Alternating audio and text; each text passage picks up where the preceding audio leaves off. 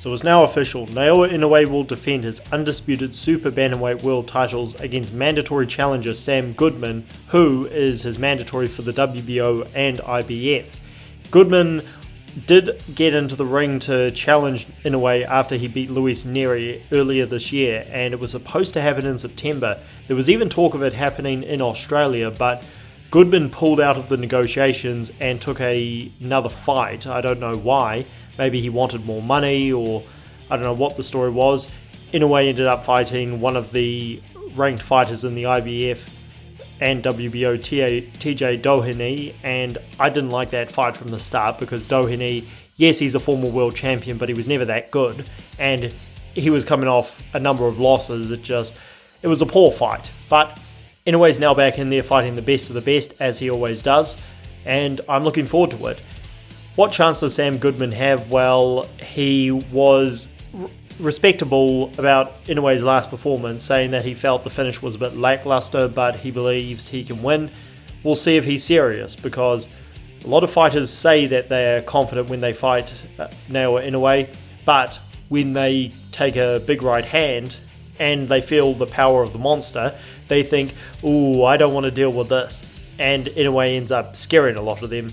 But Inoue has shown some more vulnerability since he moved up to Super Bantamweight.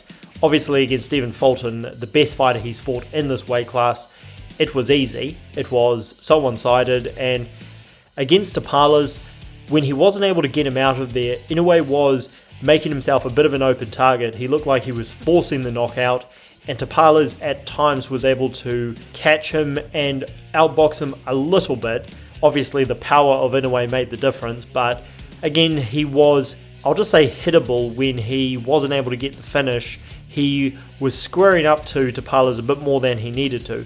Now, in the end, it was mostly one-sided, but there were some chinks in the armor there. Inoue was dropped for the first time in his career against Luis Neri, but he ended up knocking Neri out, so that ended up being another big victory for him. And against TJ Doheny, again, a very, very overmatched opponent, he ended up winning via injury. So yeah, Inoue still at the moment looks pretty unstoppable, but again, since moving up in weight again, he has shown some more vulnerabilities, and eventually when fighters move up, it becomes a bit too much. And Inoue being 31, he doesn't look like he's going to slow down anytime soon. So yeah, this should be a relatively simple fight for him, but Inoue is taking on, again, one of the best in the division, and if you look at the rankings, even though he hasn't been in this division for very long, he's already cleaned out most of the top contenders. You know, Fulton has really fallen off the map. It's really a shame since he lost to Inoue. Marlon Tapales, well, not only did he lose to Inoue, but it was bad, and he was a bit of an accidental champion to begin with. Sam Goodman, I mean, he's ranked number 3 in this division. Inoue's already taken care of Neri. Then you have Liam Davies, but you know, the next fight that I really want to see, not because I think he will beat Inoue, but I just think he's a better challenger, is Akhmadaliev, who is the WBA mandatory. But I did hear Bob Arum say that he doesn't feel Akhmadaliev deserves it, and he was just rambling on like, you know, he often does in his very, very old age. But if Arum doesn't want to make the fight, maybe it doesn't happen. So if Inoue beats Goodman, then he's already taken out most of the top 5 guys in this division, because really Stephen Fulton should still be there.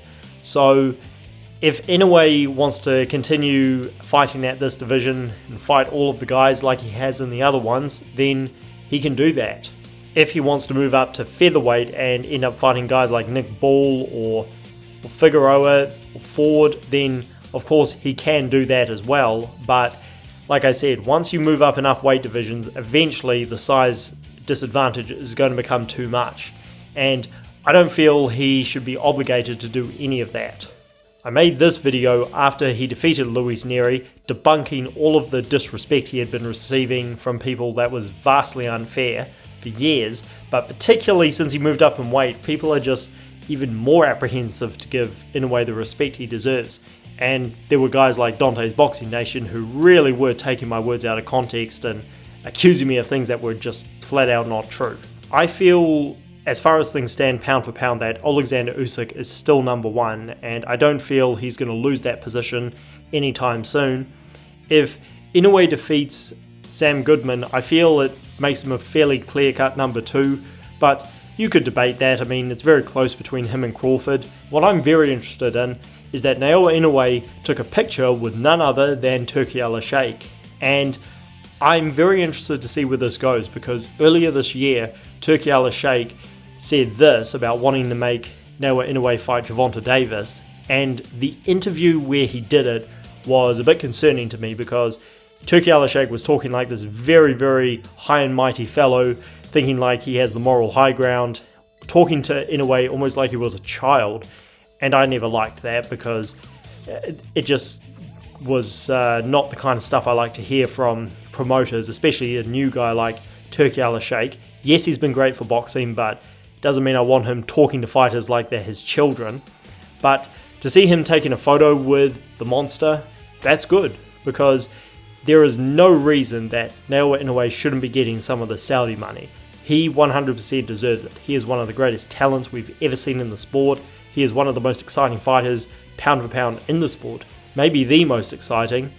And the more fans that see him fight, the better. So let me know what you guys think down below. Again, I'm not writing off Sam Goodman. I just don't know if he is going to win this fight. But again, I'm interested. Fights with Naoya Inoue always have drama.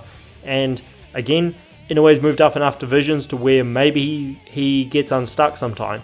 Let me know what you guys think. Like the video and subscribe to the channel for more.